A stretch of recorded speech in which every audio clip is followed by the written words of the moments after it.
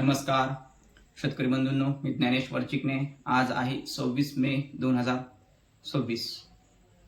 राज्यामध्ये काल बऱ्याच भागामध्ये आपण काल सकाळी अंदाज दिलेल्याप्रमाणे बऱ्याच भागामध्ये हलका ते मध्यम तर काही ठिकाणी जोरदार स्वरूपाचा देखील वादळी स्वरूपामध्ये पाऊस पडला. त्यामध्ये हिंगोली जिल्ह्यामध्ये हा जो पट्टा आपण सांगितलं होता काल, छत्रपती संभाजीनगर पासून जालना छत्रपती संभाजी ह्या पट्ट्यामध्ये, तसेच बीड या पट्ट्यामध्ये आणि इकडे अमरावती या पट्ट्यामध्ये देखील पाऊस झाला. या पट्ट्यामध्ये थोडासा कमी झाला, इकडे सुद्धा पाऊस पडला. म्हणजे बऱ्याच ठिकाणी पाऊस पडला काल आपण अंदाज दिलेल्याप्रमाणे. आणि एकंदरच आपले सर्व अंदाजाप्रमाणे पाऊस बऱ्याच भागामध्ये आतापर्यंत पडलेला, जवळपास 90 ते 95% आपण अंदाज आपले अचूक उतरलेले आहेत. तर आज कोणत्या भागामध्ये पावसाची शक्यता आहे आणि एकंदरच पुढील आठवड्यामध्ये मोठ्या स्वरूपामध्ये पाऊस पडणार आहे का, आपण ह्या अंदाजामध्ये देखील आपण सांगणार आहोत.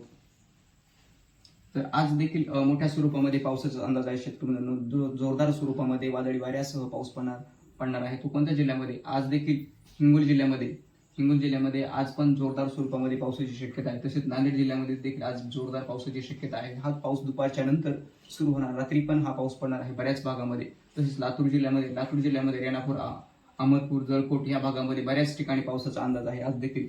तसेच धाराशिव जिल्ह्यामध्ये तुळजापूर, लोहा आणि बार्शी, भूमपरांडा या भागामध्ये जोरदार पाऊस पडणार आहे तो आज. आणि बीड जिल्ह्यामध्ये वडवणी, बीड, केज, पाटोदा, आष्टी या भागामध्ये, माजलगाव ह्या भागामध्ये देखील आज पाऊस पडणार. माजलगाव भागामध्ये थोडासा कमी राहील, पण इकडचा बीड, पाटोदा, आष्टी या भागामध्ये जास्त पावसाचा अंदाज आहे. तसेच सोलापूर जिल्ह्यामध्ये करमाळा, बार्शी, मांडा, उजनी, माळशिरस या भागामध्ये देखील आज जोरदार पावसाचा अंदाज आहे. तसेच सांगली जिल्ह्यामध्ये सांगली, कोल्हापूर आणि सातारा या जिल्ह्यामध्ये 2-3 ठिकाणी जोरदार पाऊस पडणार आहे. त्यामध्ये सुद्धा मोठ्या स्वरूपामध्ये पावसाचं वातावरण निर्माण होणार. तसेच पुणे जिल्ह्यामध्ये देखील बऱ्याच ठिकाणी जोरदार पावसाचा अंदाज आहे आज.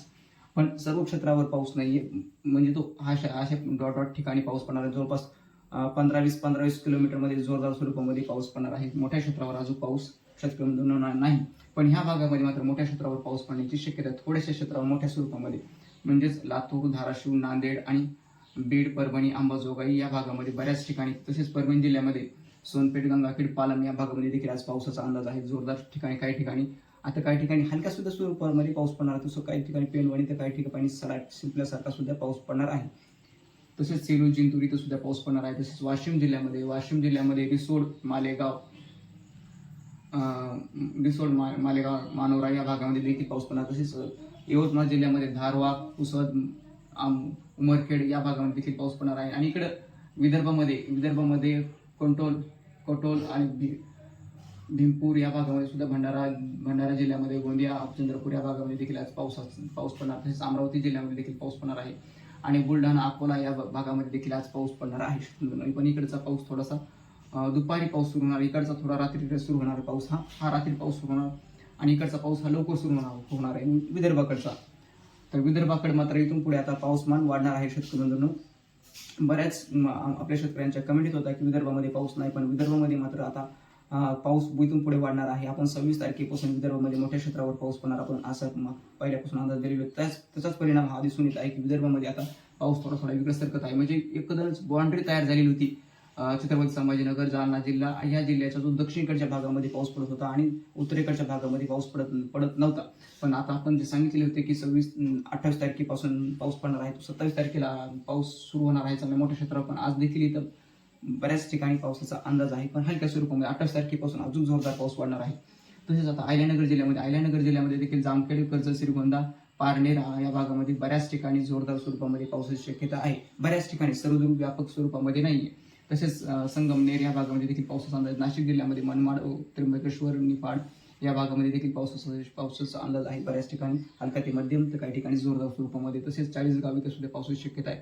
धुळे, साक्री इथे एखाद्या ठिकाणी पावसाची शक्यता आहे, 1-2 ठिकाणी पावसाची शक्यता आहे. तसेच कोकणामध्ये सिंधुदुर्ग, रत्नागिरी, रायगड, मुंबई, ठाणे या भागामध्ये देखील हलक्या ते मध्यम स्वरूपामध्ये पावसाची शक्यता आहे. सिंधुदुर्ग आणि रत्नागिरी या भागामध्ये मात्र जोरदार पावसाची शक्यता आहे. एकंदर झाला हा संपूर्ण आजचा अंदाज.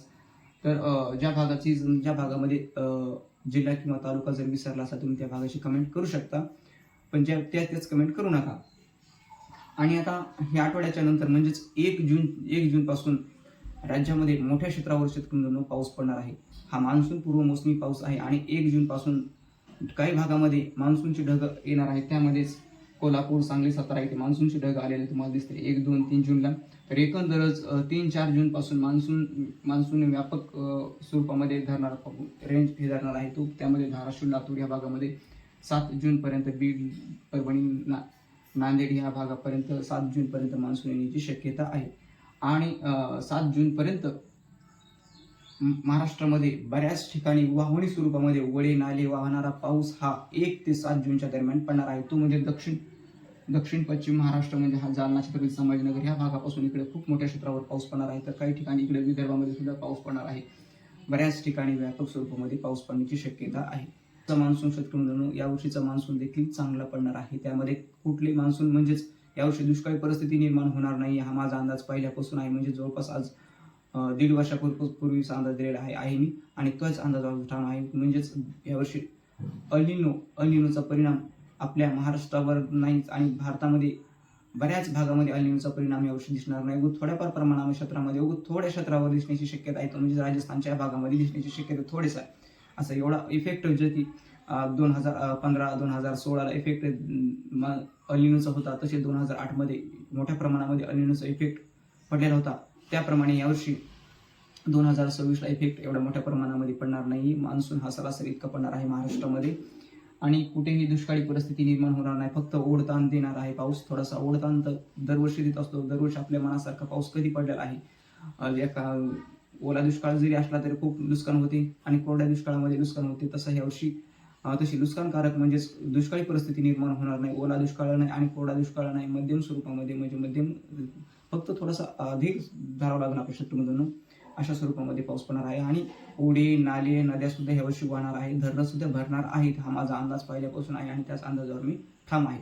तर आपल्या युट्यूब चॅनलला माऊली चिटणे हवामान अंदाज युट्यूब चॅनलला तुम्ही देखील सबस्क्राईब करायला विसरू नका. आणि फेसबुक पेज हवामान अंदाज ज्ञानेश्वर चिटणे फेसबुक पेजला देखील तुम्ही फॉलो करण्यास विसरू नका. धन्यवाद.